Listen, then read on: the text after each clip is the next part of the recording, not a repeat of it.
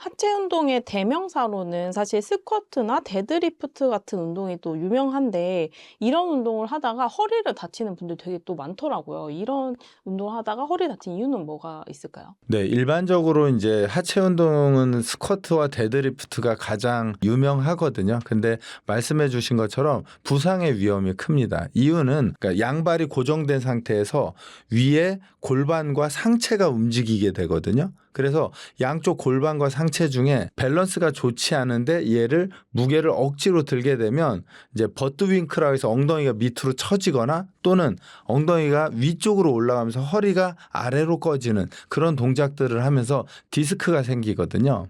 그래서 저는 개인적으로 하체 운동은 데드리프트나 스쿼트보다는 조금 전에 말씀드린 런지를 추천한 건 안전합니다.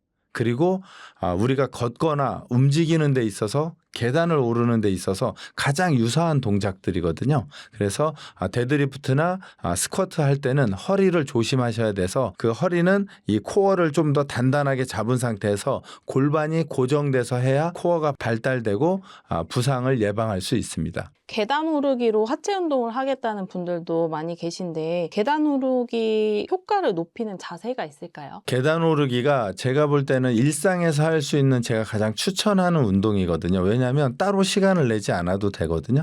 저도 이제 집이 10층인데 10층까지 걸어서 올라가거든요. 그러면 허벅지 터질 것 같고요. 그리고 심장 폭발할 것 같죠. 그리고 또 하나 팁을 드리면 발목을 써서 종아리를 써서 걸어야 합니다. 보통 계단을 오를 때 무릎이 안 좋으신 분들의 대다수는 종아리를 사용하지 않고 허벅지 근육만 사용하기 때문이거든요. 런지와 비슷하게 계단을 오를 때 상체를 꼿꼿이 세우지 마시고 상체를 살짝 숙여주시면 엉덩이, 허벅지, 종아리 세 군데를 사용할 수 있어서 부상의 위험은 줄일 수 있고 운동의 효과는 극대화시킬 수 있습니다. 그래서 종아리 쓰는 거 꼭 기억해 주시면 좋을 것 같습니다. 계단을 밟을 때 발이 완전하게 다 올라가는 것보다는 조금 적게 올라갔을 때 종아리가 사용되거든요. 그래서 발을 계단에 완전히 넣지 마시고요. 한 4분의 3 정도만 놓고 올라가시면 종아리가 훨씬 더 잘 사용됩니다. 계단을 내려오는 것도 운동이 될까요? 네, 계단을 내려오는 것도 운동은 되는데요.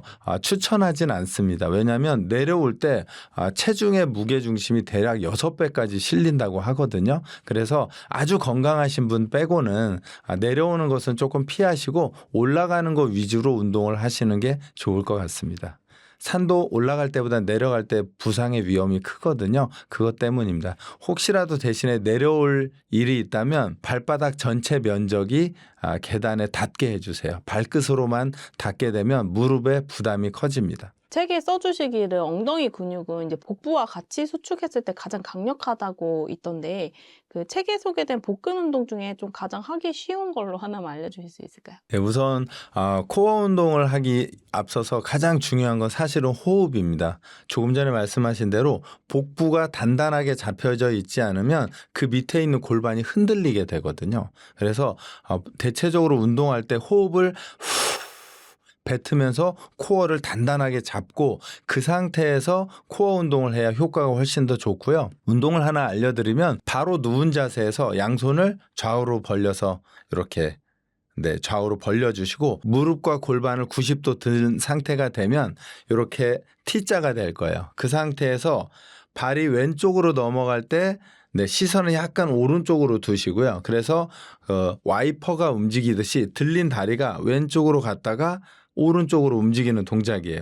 그래서 90도에서 왼쪽으로 넘어갈 때 호흡을 뱉어서 코어를 단단하게 잡아주시면 좋고요. 제자리로 다시 오고 그리고 반대쪽으로 왔다 가면 코어를 강화하는 데 아주 좋은 운동입니다. 아마 복부가 점점 아마 커질 텐데 이 운동을 하게 되면 갈비뼈가 얇아지면서 아마 벨트가 줄어드는 효과를 볼 수 있을 겁니다. 그럼 이 운동은 몇 번 정도 진행을 해야 될까요? 보통 초보자라면 대략 한 10번 정도 해주시면 좋고요. 내가 운동을 좀 해봤는데 라고 하면 거의 최대치까지 내가 더 이상 못하겠는데 라고 할 때까지 가시면 아마 그 다음날 얇아진 허리를 느낄 수 있을 겁니다. 플랭크를 그냥 직선으로 버티는 분들이 되게 많은데 이게 옳지 않은 방법이라고 해주셨어요. 그럼 올바른 이 코어 운동 방법은 어떻게 될까요? 코어 운동의 대표적인 동작이 플랭크인데요. 사실은 플랭크는 코어 운동의 아주 초급 버전이에요. 저는 그래서 그냥 플랭크는 초등학생 정도의 능력을 가진 거고요. 그렇다면 이게 업그레이드를 해서 넥스트 레벨로 가려면 엎드린 플랭크 상태에서 다리를 들어 올리는 거예요. 1단계는 한번 해보시겠습니까? 엎드린 상태에서 뻗고 있는 다리를 들어 올렸다가 내리는 거죠. 대신에 조심하셔야 될 점은 엉덩이와 몸통이 움직이지 않는 상태에서 다리가 올라갔다 내려오게 되고요. 자, 이게 만약에 잘 된다. 그러면 그 다음은 엎드린 팔에서 팔을 들어 올리는 거예요. 그러면 우리가 발이 4개였다가 하나가 없어지거든요. 그러면 엉덩이와 몸통이 좌우로 휘청거리게 될 거예요. 이때 움직이지 않게 잡는 게 코어입니다. 만약에 움직인다면 호흡을 강력하게 뱉으면서 팔은 천천히 들어 올려서 내 몸통과 골반이 흔들리지 않게 하는 그 동작이 대략 중상급 정도의 아마 플랭크가 될 거고요. 아마 저희 TV를 보시는 분들이 집에서 하시면 제가 볼 때 10분 중에 한두 분 하실까 말까 아마 그 정도가 될 겁니다. 그래서 그냥 플랭크에서 발을 드는 걸 그 다음 레벨은 팔을 드는 것. 그러면 플랭크의 끝판왕은 오른손과 왼발을 동시에 들어 올리는 동작. 이 정도면 거의 선수급입니다. 만약에 혹시 여러분들이 스포츠를 즐기거나 만약에 하신다면 이 단계까지는 가야 강력한 힘과 파워를 가진 상태에서 스포츠를 할 수 있습니다. 한번 도전해 보셨으면 좋겠습니다. 플랭크를 시간을 그냥 마냥 길게 하면 좋다고 생각하는 분도 있는데 오히려 오래 하면 좋지 않다고요? 네, 플랭크를 그냥 멈춘 상태에서 오래 하면은요, 시간 대비 효과가 없습니다. 왜냐하면 아까 말씀드렸듯이 플랭크는 공부로 하면 초등학교 수준이거든요. 근데 초등학교를 10년간 다니면 과연 똑똑해질까요? 6년 다니면 빨리 중학교 가야죠. 그래서 플랭크를 지속적으로 하는 건 우리 몸에 그 운동의 강도가 낮기 때문에 운동을 투자한 시간만큼 효과를 보긴 어렵습니다. 그래서 대략 30초 정말 길게 한다면 1분 정도 하시고 그다음부터는 다리 움직이시고 팔 움직이시고 그다음에 팔과 다리를 동시에 움직이는 것까지 한번 도전해 보셨으면 좋겠습니다. 코어 운동으로 윗몸 일으키기를 또 전통적으로 굉장히 많이 하시는데 윗몸 일으키기를 할 때 뭐 올바른 방법 같은 게 있을까요? 윗몸 일으키기가 사실은 굉장히 좋은 운동이에요. 근데 윗몸 일으키기를 할 때 잘 안 되는 동작들이 뭐냐면요. 내가 충분히 구부렸다가 충분히 내려와야 되는데요. 예를 들어서 제가 윗몸 일으키기를 한다 그러면 양손을 허벅지에 대고 쭉 올라오게 되면 무릎까지 올라와야 되거든요. 한번 해보시겠어요? 무릎까지 올라올 수 있는 분이 아마 일반인 중에는 별로 없을 거예요. 그래서 무릎까지 올라왔다 천천히 내려와야 하고요. 그 다음은 내 머리가 땅에 닿으면 휴식이 되니까 휴식되기 전에 다시 올라와야 되거든요. 근데 올라갔다가 내려가서 한참 쉬고 다시 이러면 운동이 다시 리셋이 돼버리거든요. 그래서 두 가지를 좀 생각하시면 좋을 것 같아요. 손이 무릎까지 올라간다. 그다음에 머리가 땅에 닿지 않고 바로 올라온다. 그리고 조금 전에 말씀드린 호흡은 올라가면서 뱉어서 몸속에 있는 공기를 완전히 빼준다. 이렇게 하면 윗몸 일으키기를 훨씬 더 효율적으로 할 수 있습니다. 일상생활에서 이제 자세도 중요할 텐데 코어가 무너지는 안 좋은 자세가 있을까요? 지금 제가 앉아있는 자세를 한번 보시면 제가 되게 신경 써서 앉아 있거든요. 근데 코어가 무너지면 이렇게 됩니다. 아마 화면으로 느껴지실 텐데 제가 지금 계속 인터뷰를 하면서 몸을 이렇게 펴고 있는 건 코어가 완전히 살아있다는 뜻이거든요. 대신에 이 자세가 어렵습니다. 이유는 근육을 쓰기 때문이에요. 근데 편한 자세는 근육을 쓰지 않고 관절에 기대 있기 때문에 편합니다. 그러면 근육은 모두 잠들어 버리죠. 특히 이렇게 앉아 있을 때 또는 서 있을 때 제가 강조하는 건 가슴을 완전하게 펴야 합니다. 가슴을 완전히 펴고 턱 살짝 내려주면 코어가 단단해지기 시작하거든요. 이렇게 돼야 코어가 작동하면서 근육을 쓰게 되니까요.